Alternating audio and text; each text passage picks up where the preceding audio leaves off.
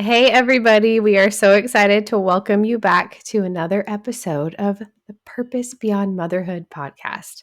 My name's Holly, and I just want to say hi. And Nicole, my co host, is right there. Hey, Holly. Hi. So I just wanted to let y'all know and just remind you of a few things. The first is that we have a new episode on the third Monday of every month. So make sure you're tuning in and checking in so you can listen to those and just glean from our amazing contributors. And then the second thing is that we have our next refined event on October 27th at Briscoe First. Yes. And we'd love for you to come. Registration is open. Yeah, Anything registration I'm is missing? open. We are streaming as well. So even if you are not in the DFW area, you can still participate, grab your ticket, and there's a streaming option. I love that. Yeah, boom. You guys, Okay. we have to jump in We right do. now because our guest, so amazing. So just, oh man, I can't wait for you guys to meet Lisa. Hi, Lisa. How are you? Hi, good. How are you? Good. So, you guys, our podcast editor, Bethany from Atkins Media, she connected us and just said, like, hey, Lisa is all about purpose beyond motherhood. She's like, that's what your podcast is called. You have to have Lisa on. And I was just like, okay. And Lisa and we had like a quick call in the spring, and I was like, oh my goodness. Her heart is just so pure. Her love for the Lord, the love for just God's children, and just how you allowed him to refine your life and your story is just incredible. And the faith that you have, I just knew that our listeners, just kind of like Holly said, would be able to kind of glean from your wisdom, from those puzzle pieces, and God's fingerprints on your life. And Yes. so, Lisa, thank you so much for joining us today. Thanks for having me. I'm excited. Yes. Okay. So let's just start off. If you want to maybe introduce yourself a little bit, like share a little bit about you and all the things. Sure. So my husband and I, we live in Northeast Ohio, and we have been married for 12 years. And we have 4 kids as of Monday officially. So we have one biological daughter. She's 11. We have an adopted son who is 6, an adopted son who's 5, and then we adopted our third son on Monday, and he's 2.5. And so we just have been kind of downhill and with the wind ever since we met. And life has moved very quickly. And so I feel like we're still kind of on this cloud 9 since Monday of just crossing over the finish line. So we've adopted through foster care. So our son, his case was the longest that we've been through at 2.5 years. So it was quite a journey to get to Monday. And so at this point, we're just feeling like a breath of fresh air. Beautiful.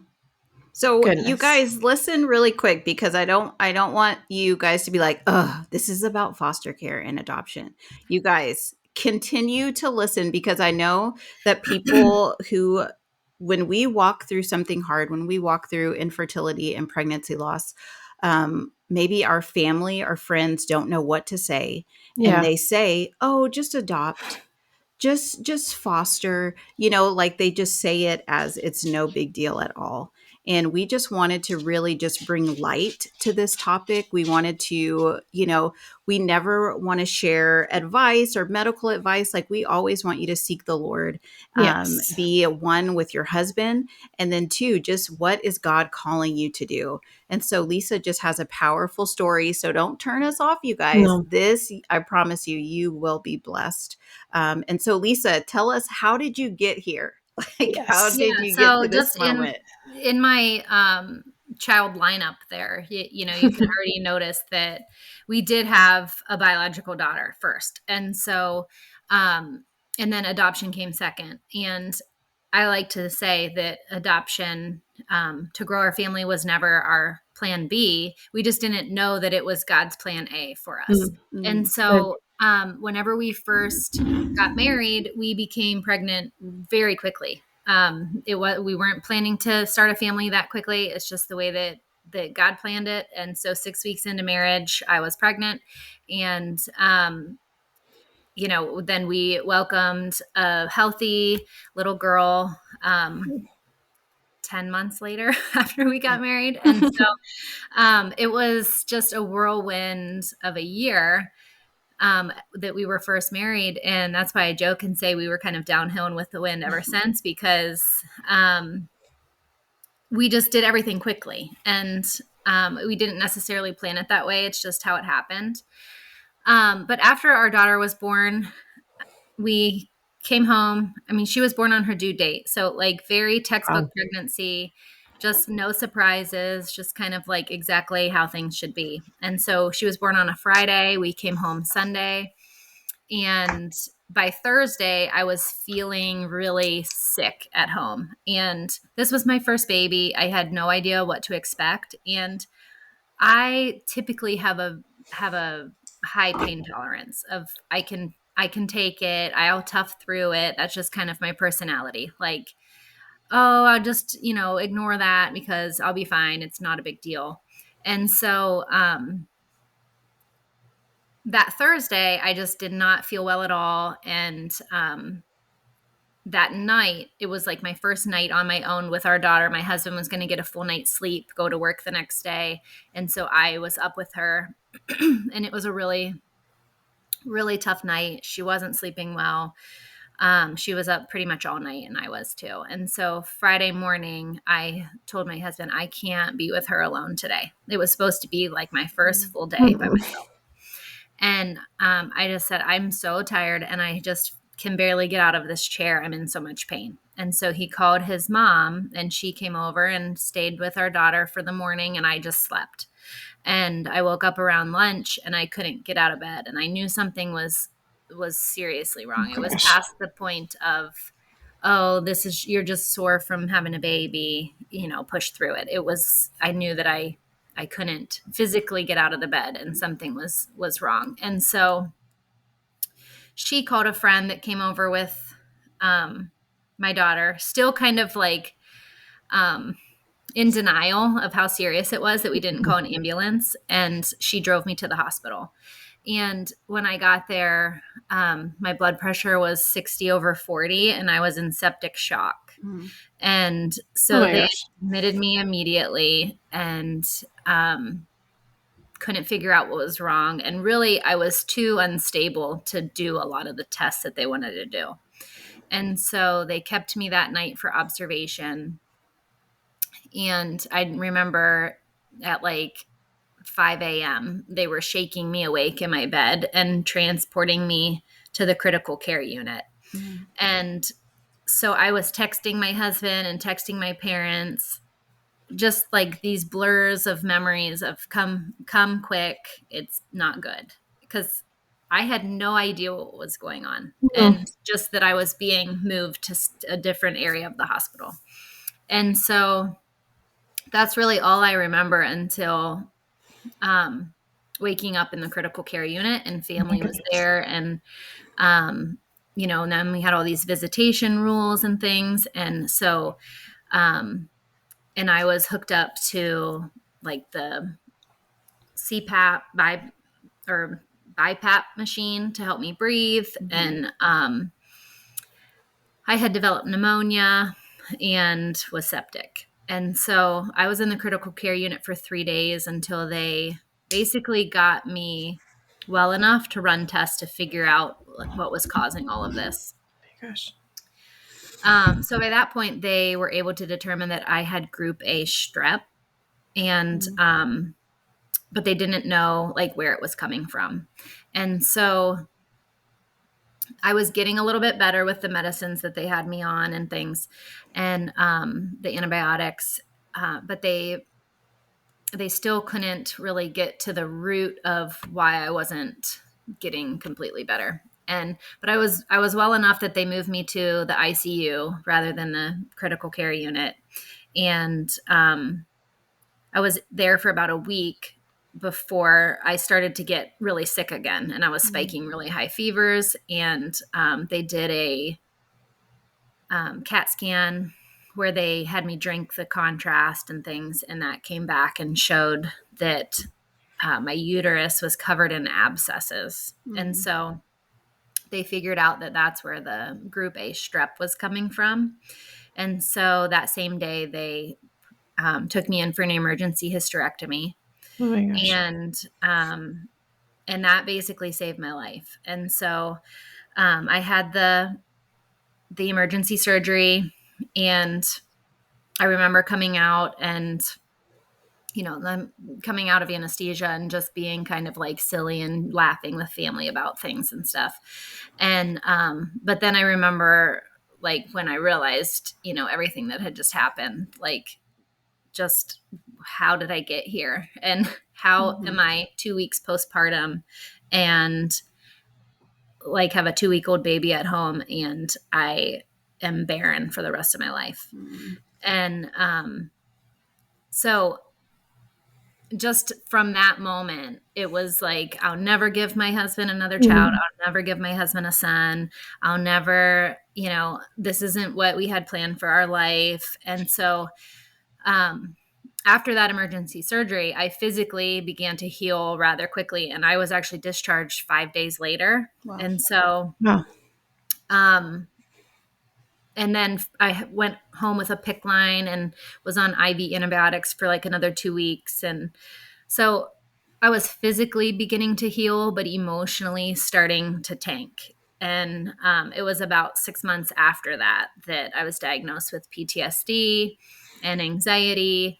And I just felt like my emotional, mental, and spiritual health was in the pits of nowhere I'd ever been before. And so it was there really that the Lord met me. And that's the only way I can explain it, of just started meeting me there. And I was so desperate to not be there that I actually listened and reached for his hand and wanted help out of it. And he was the answer. And so we had pursued IVF as a family. And I know that can be a controversial topic in this space. And, but at that time we felt like that's what we were supposed to do. And I think at that point in my life where, my faith was, I was raised in a Christian home, and I claim to be a Christian. I was not living for the Lord. I would say, my husband and I talk about this, that I knew Jesus as my savior, but I didn't know him as Lord of my life. And so we pursued IVF because I needed that answer. Like I needed to know the what if we did, to never be able to look back and say, well, what if we had tried and it worked, and God was just merciful through that, because we tried. We only got 3 embryos from our attempt. And so we used all 3 and it didn't work. And so God shut that door very quickly, but it was a painful closure. Just knowing now for sure, like we will never have more biological children. And so it was after that I remember sitting in church one Sunday. I don't know why my husband wasn't there with me that week, but I was just sitting there, and our pastor's sermon was all about like, are you willing to reconsider the path that God has for your life? And I was just sitting, it was like the Sunday after our last attempt didn't work. And I was just sitting there like, numb pretty much. And he talked about this through the sermon. And at the end was just giving like hypotheticals, like, well, perhaps maybe you would be called into mission work, or perhaps this, or perhaps that. And then he said, or perhaps you are going to be called to be a foster family. And it just hit me. And I have never considered foster care before in my life. I'm not one of those foster parents that grew up with a friend that was in foster care and always wanted to do it, or knew a friend that was adopted and always had a passion for that.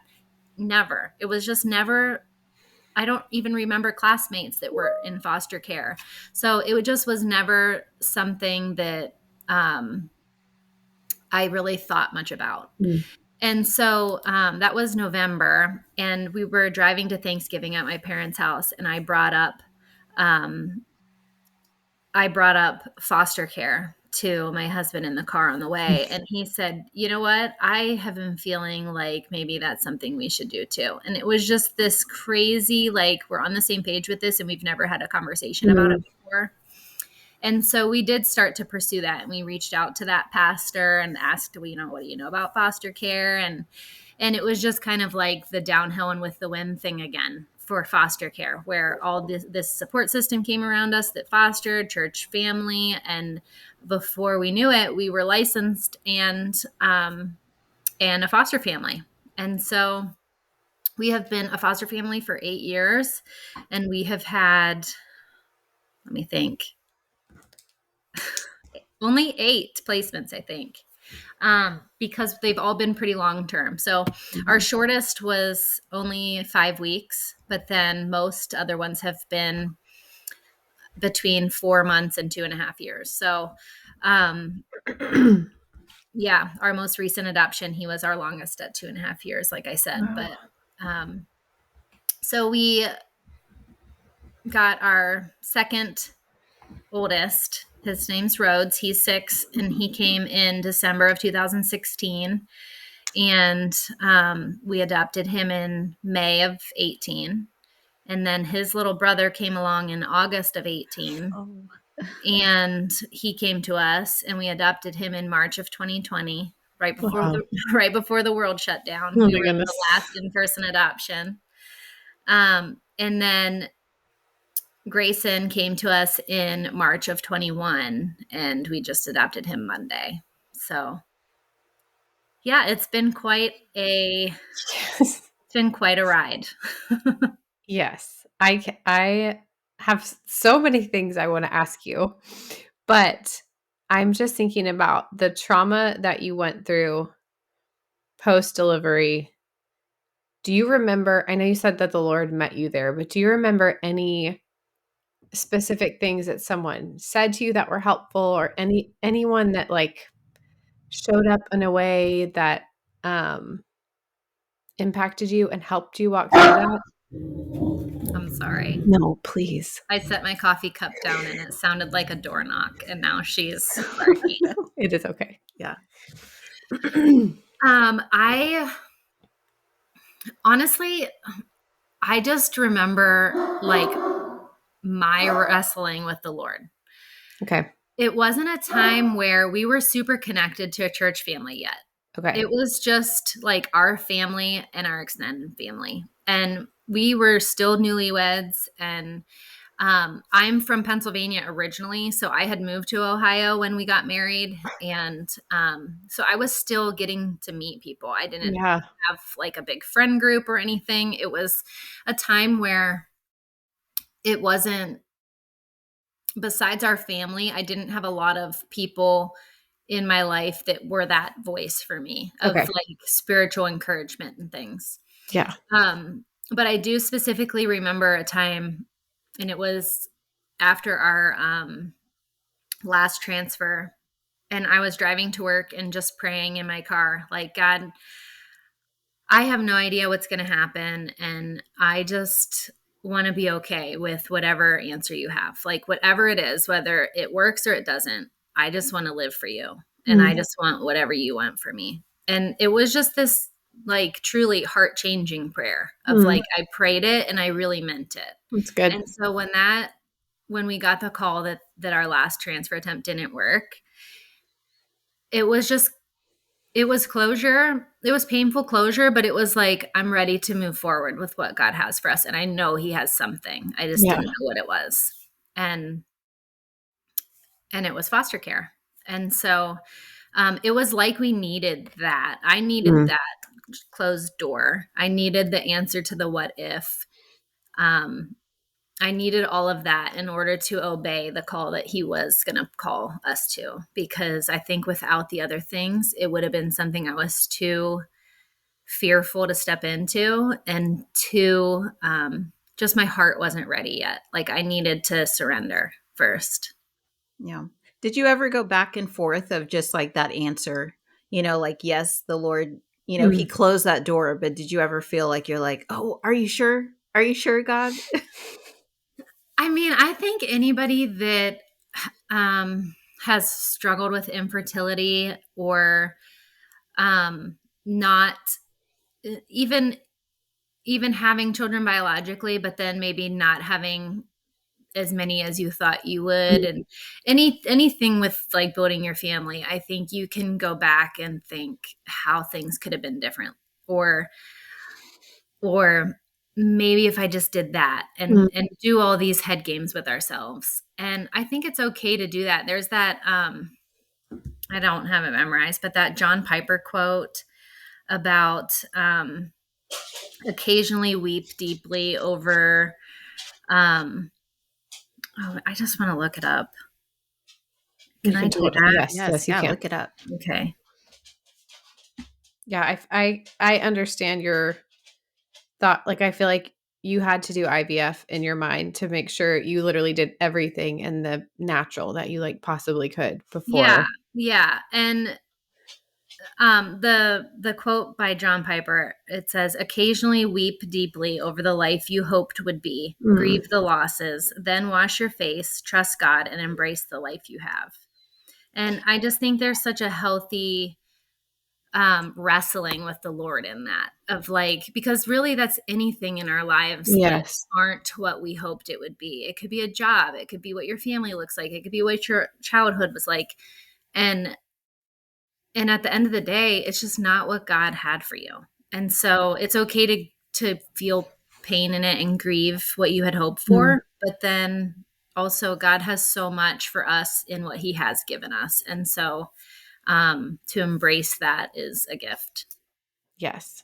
I think I said this back at our Refined event, but I briefly spoke on adoption and I just said, in the same way that an embryo sitting in a cryopreservation tank, that the Lord can designate that for you, he can designate a child in another woman's womb, because I feel like you can feel like, well, I don't know. I just think thinking about it in that way helped my brain. I'm like, the Lord is not, he's not small-minded. Like he's looking across the board at ways he can find homes for his children in whatever means possible. So I think it's amazing. Yeah.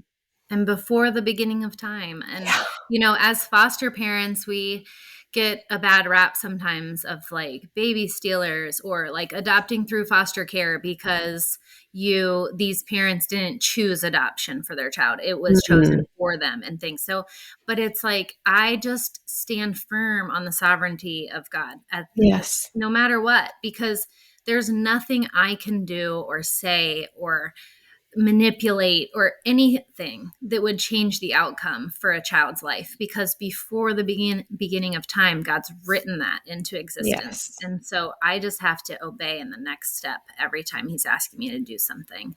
And, I can wrestle with those same things. I don't remember if I shared with you before, Nicole, or not, but we have a really good relationship with our middle boy's biological mom, and she's parenting their youngest brother. And so, I wrestle with that. Like, she's doing an okay job, but why do I have them?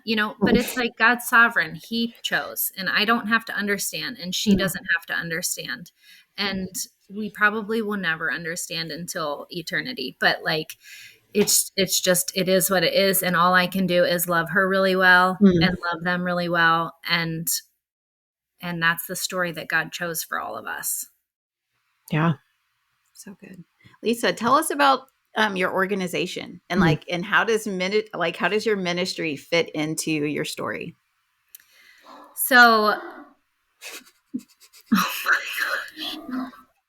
It's fine. It's really okay. So Hope Bridge is the organization that I work for. I am executive director, and I just tell people that it's like a pinch me job, because I wasn't looking for a job. I've been home as a foster parent since we started fostering, and my husband has a concrete company, and I've just been home with our kids. And so Yeah. That's amazing. That's a beautiful dog. He is beautiful. I knew that was going to happen. Oh my gosh. Hold on. Can I put them away? Oh, yes. Yeah. Yep. No worries. Mine finally laid down, but Penny. Come on. Penny. Victoria, I'm just sharing with Victoria. Thank you so much for editing this part out. God bless you, Victoria. 2517. Thank you, Vicky. She's going to laugh when she hears that. God bless you, Vicky. I'm going to text that girl and ask her if she knows. Is that her name? That's not her name. I'm going to stop talking. Starting at 2517 through now even. Yep. Right. That's what I'm putting in our boxer. God bless you. Because I kept talking to my friend Vicky. Okay. Sorry. No, that's okay. You are fine. I didn't remember what you asked me now. Oh, Hope Bridge. Yes, Hope Bridge. Okay. So I'm executive director for Hope Bridge, and we are a nonprofit organization in Northeast Ohio working in advocacy area of the foster care system. And so we talk a lot about the foster care system as a river, and that foster families doing the work of taking children into their homes are kind of in the midstream space, and we call that intervention. So they're intervening, stepping into the waters and pulling the kids out. And then at some point, we need to send people upstream and figure out why they're falling in to begin with. And so we call that prevention. And so we have a single moms program as our preventative program, where we're supporting single moms before child welfare involvement to prevent them from going into the system. And then we're building an aging out youth program downstream to support the youth that are coming out of the foster care system without a forever family. And so that's like our restoration program. And then midstream, we support local foster, adoptive, and kinship families. And so we're kind of working all along the river. And I call it a pinch me job because I just was not expecting to step into this work. And a local foundation here, it was always a passion and dream of their families to launch a nonprofit that would benefit children. And God just sort of providentially linked us together, and they asked me to help them do it.